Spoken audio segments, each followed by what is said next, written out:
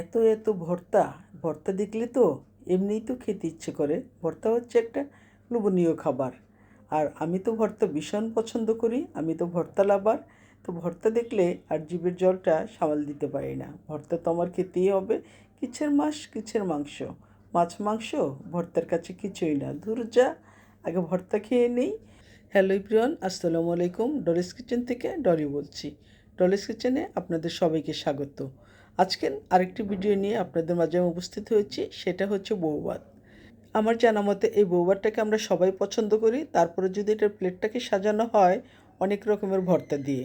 তো প্রথমেই আমি এখানে মোটা করে একটু পেঁয়াজ কেটে নিয়েছি, আদা রসুন বেটে নিয়েছিলাম, সেই সাথে নিয়েছি একটু আদা কুচি, রসুন কুচি, কাঁচামরিচ, সব কিছু একসাথে দিয়ে সর্ষের তেল দিয়ে আজকে এই বউভাতটা আমি রান্না করব। সর্ষের তেল দিয়ে এটা রান্না করলে এটার টেস্টটা দ্বিগুণ বেড়ে যায়। তো সর্ষের তেল দিয়ে আমি সুন্দর করে এই বউভাতটাকে মেখে নিয়েছি। বৃষ্টি বৃষ্টি পড়ছিল, খেতে ইচ্ছে করছিল। তো এখানে একবারে দেশি খুদের চাল নিয়েছি, সুন্দর করে আমি কষলে চালটাকে ধুয়ে নিয়েছি। তারপরে সুন্দর করে এটাকে আমি বসিয়ে দিয়েছি। পেঁয়াজ মরিচ সব কিছু দিয়ে ভালোভাবে কষিয়ে চালটাকে ধুয়ে আমি বসিয়ে দিয়েছি বউভাত। ভাতটাকে আমার সুন্দর ফুটে ফুটে আসছে। এক চুলায় বসিয়ে দিয়েছি আমি ইলিশ মাছ ভাজা। বউভাতের সাথে ইলিশ মাছ হলে সেটাও ভীষণ ভালো লাগে খেতে। তো ইলিশ মাছটাকে সুন্দর করে আমি এভাবে উল্টো পাল্টে ভেজে নিচ্ছি। মাছটাও ভাজা শেষের দিকে, এদিকে বউভাতটাও হয়ে আসছে। তো সেদিকে আমি করে নিয়েছিলাম আবার ভর্তা। আর এখানে অনেক প্রকারের ভর্তা করেছি, যে ভর্তা না হলেই হয় না। এখানে তো বউভাতের স্বাদটাকে দ্বিগুণ করে তুলবে সেই ভর্তা দিয়েই। তো দেখতেই পাচ্ছেন এখানে আমি ইলিশ মাছ ভাজার সাথে কিছু শুকনো মরিচ ভেজে নিয়েছিলাম একই তেলে। আবার সেই তেলেই এখন আমি বেগুনটাকে ভেজে নিচ্ছি। আর ইলিশ মাছের ভাজা তেল দিয়ে সব কিছু করতে অনেক ভালো লাগে খেতে। তো ভাজা তেলের দিয়ে আমি বেগুনটাকে ভেজে নিয়েছি। ভাজার পর এখানের যেই ইলিশ মাছটাকে আমি ভেজে নিয়েছিলাম সেখান থেকে এক টুকরো লেজ নিয়ে নিয়েছি। আর এই লেজটাকে শুকনো মরিচের জাস দিয়ে সুন্দর করে হাত দিয়ে ডলে ডলে ভর্তা বানানো হবে।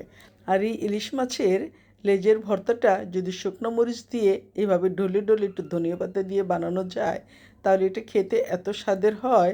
মাওয়া ঘাটে গেলে দেখবেন কড়াই ভর্তি তেলের মাঝে মাছটা যখন ভাজা হয়, সেই মাছের তেল দিয়ে আর শুকনো মরিচ দিয়ে এভাবে ডলে ডলে ইলিশ মাছের লেজের ভর্তাটা বানিয়ে দিবে, খেতেও ভীষণ স্বাদ লাগে।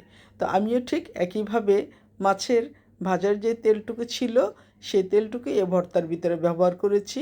তো একইভাবে এখন আমি এখানে ডলে ডলে বেগুন ভর্তাও বানিয়ে নিব। আমি বেগুন ভাজাও রাখবো কিছু খাওয়ার জন্য, আর একটু ভর্তাও করে নিব। ভর্তা এবং ভাজা দুটিই খাবো।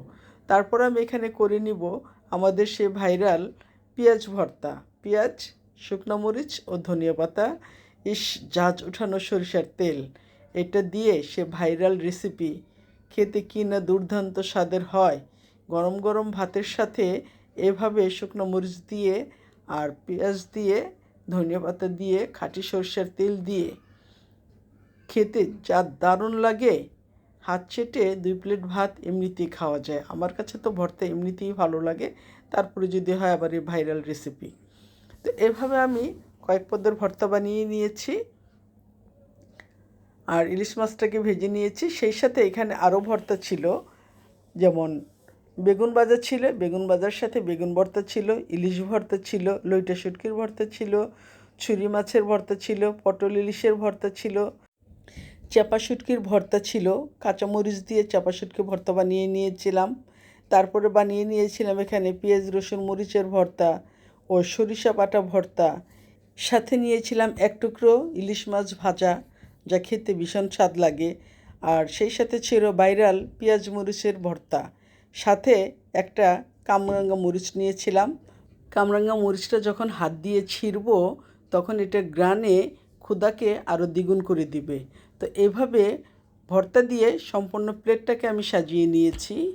এভাবে প্লেটটা সাজিয়ে নেওয়ার পর দেখতে যেমন লোভনীয় লাগছিল, আর অপেক্ষাও করছিলাম কখন এই কামরাঙ্গা মরিচটা দিয়ে ভেঙে ডলে ডলে এই খুদের ভাতগুলো খাবো। তো যে যেখান থেকে আমার ভিডিওটা দেখছেন একটা লাইক দিয়ে সাথেই থাকবেন। আজকের মতো এখানেই শেষ করছি। আল্লাহ হাফেজ।